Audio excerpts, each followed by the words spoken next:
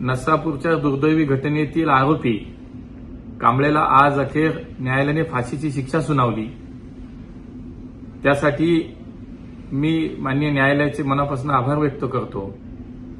आजचा निर्णय म्हणजे समाजामध्ये महिलांवरती आणि बालकांवरती अत्याचार करणाऱ्या नराधमांना हा कठोर इशारा आहे। महाराष्ट्र सरकार, महाराष्ट्र पोलीस या सर्वांनाही धन्यवाद देतो। ही केस फास्ट ट्रॅक कोर्टामध्ये हा खटला वेगाने चालवण्यासाठी राज्याचे मुख्यमंत्री देवेंद्रजींनी विशेष प्रयत्न केले। शिवाय पुणे ग्रामीण पोलिसांनी सुद्धा खूप चांगल्या प्रकारे वेगवान तपास केला आणि भक्कम पुरावे कोर्टामध्ये सादर केले। केवळ 16 दिवसांमध्ये त्यांनी आरोपपत्र दाखल केलं आणि 60 दिवसांमध्ये माननीय न्यायालयाने या आरोपीला फाशीची शिक्षा सुनावली।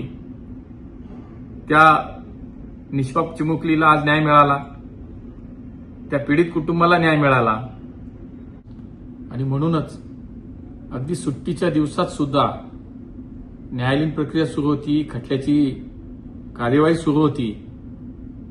पोलिसांनी सुद्धा खूप प्रभावी तपास केला। राज्य सरकारने सुद्धा अत्यंत संवेदनशील भूमिका याच्यामध्ये निभावली आणि म्हणून या सगळ्यांचे मी आज या ठिकाणी आभार व्यक्त करतो।